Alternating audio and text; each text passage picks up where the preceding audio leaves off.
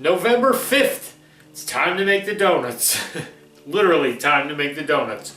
National Donut Day. So I went out and got myself one of these fancy donut pans because we're going to bake some donuts today. We've made donuts before. We made jelly-filled donuts, I think we did, for Jelly Donut Day, and those were fried in the oil. But I didn't want to go through that whole process today. Plus, donuts are probably most commonly consumed in the morning, I'm guessing, with your coffee. So this one, why not take two great morning things and put them together? We're going to take donuts and coffee cake and make coffee cake donuts with a vanilla glaze. Yeah, it's going to be really good with that crumb topping and everything. Can't wait for this one today. This one's going to be fun.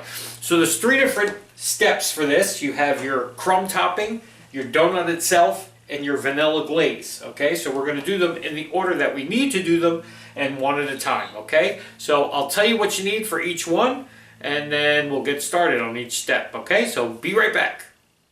For your crumb topping today, you'll need half a stick of cold unsalted butter cut into cubes, a quarter cup of sugar, 3½ tablespoons of flour, and a quarter teaspoon of cinnamon. Okay, so first things first today, you got to make your crumb topping first. You can start preheating your oven to 352 because this is going to come together pretty quick, I'm thinking today. Okay, so in a bowl, take your cubed up butter, cold butter, okay, your flour, sugar, and cinnamon. Okay, and mix those things together, and then using your pastry cutter, like when you use this to make like a pastry dough, like pie dough or something, you're just going to kind of mash this all together, okay, till it becomes like a crummy kind of mixture. You know, like when we make pastry dough, and if we use, you could probably do this in the food processor. You do it in the food processor, and it gets like those little pea-shaped granules. I'm just doing it by hand today. I didn't want to break out the food processor today or the mixer today. We're going to try to do this whole thing by hand for those of you that don't have a mixer, okay? So that's what you get, like this crummy kind of mixture. Crumb-y, not crummy as in lousy. What you're going to do now, the reason why you do this one first is now you're going to take this and put it in the freezer while you're working on everything else, because you want this to be really, really cold when you stick it in the oven so it doesn't melt right away. It'll take a little longer to melt down and cook while your donuts are cooking, okay? In the freezer. Be right back. For the donut part of our recipe, you'll need 1 cup plus 2 tablespoons of flour, a half a cup of light brown sugar packed, a half a teaspoon of salt, 1 teaspoon of baking powder, a half a cup of sour cream, 2½ tablespoons of unsalted butter melted, and 1 large egg at room temperature. Okay, so let's get to the donut part.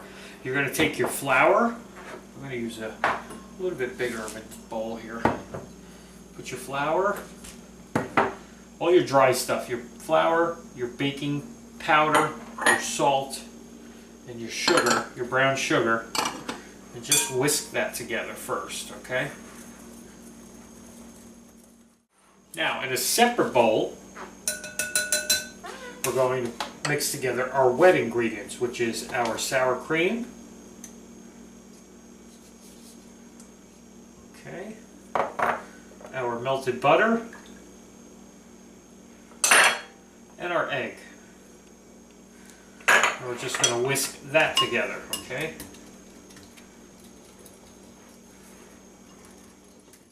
And then there's your wet mixture. You're going to gently fold your wet mixture into your dry mixture, okay, until this all comes together.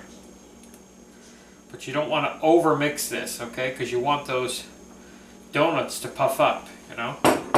So we're just going to gently fold this all together until it's all one smooth batter, okay. So that all came together. Now what I'm going to do is put this into a Ziploc bag or a pastry bag, whichever you're going to use. I'm using a Ziploc today because I'm just going to cut the tip off and use that as my pastry bag. I know I'm piping, right? I thought we hate piping. Well, we did all right the other day with the candy one. So we'll see how we do today with this one. Plus, the good thing about using one of these is you can kind of seal it up so it doesn't back up on you, you know what I mean? So we're going to put that in there, cut off the tip, and we're going to pipe this into our greased donut pan, okay? It's just easier to do this because this dough is kind of stiff. It's not like a runny batter. If it was a runny batter, we could just pour it into each one, but it's a little stiff, so we're going to want to piping it will make it a lot easier to get them in here, okay? And that's it, see? Just like that. Nice and easy. Now, let's just hope we have enough to do all 6. Now normally too, I double up on recipes if it calls for so little. You know, you're only going to get 6 donuts out of this, so usually I double it up, but because we never tried this one, we want to try it first. And then if it's really good, maybe we'll go back and get a big pot of coffee and make about 2 dozen of them. I don't know. So there they are, piped in there. Now you're going to take that frozen crumb mixture and just try to evenly spread it on the top of your donuts, okay? Looks like there's going to be more crumb mixture than donut at this point. There's an awful lot of this crumb mixture, but that's alright. The crumbs are the best part on the coffee cake, right? So if we go a little heavy, we go a little heavy. Okay, because I'm using up all these crumbs on here. I want extra crumbs on my coffee cake.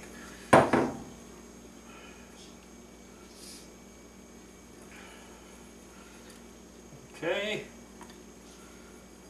now let's just hope they bake right, they come out nice and easy, and they come out delicious, really.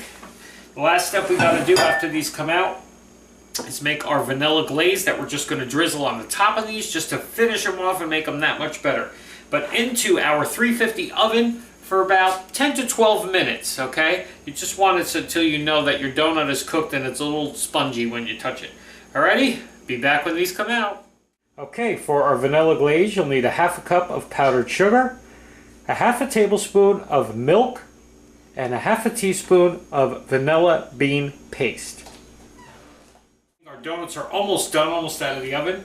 Take your powdered sugar, your milk, and I use vanilla bean paste. If a recipe calls for extract, I just really like this product now. I mean, I found it in one of the, you know, Whole Foods or one of those stores that you find the fancier ingredients, and I really just love this whole bean paste. You just get such a more punch of vanilla, okay? You're just going to whisk this together until it's a syrup. I know it doesn't seem like much because you only have that little bit of milk in here, but trust me, it'll come together. Just keep whisking. Look at those bad boys. Holy cow. Really good. They smell amazing. All right. We're going to leave those to cool for a few minutes in our pan, and we're going to take them out and put them on one of our cooling racks to cool for a little bit more. We'll drizzle our stuff on, and we'll be back to try crumb cake donuts. It's donut day, people. Get a donut.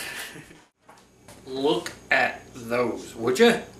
Now, granted, they don't look like donuts because the hole is kind of lost in there somewhere with with all the crumb topping on it, but that's fine because the crumb topping is like the best part of the coffee cake, you know? So we drizzled our vanilla glaze on the top, and let's just get right in there and pick one of these out and see. Look, the bottom. See, there's your donut hole, but it's all filled with this great cinnamon topping. Okay, let's give it a taste.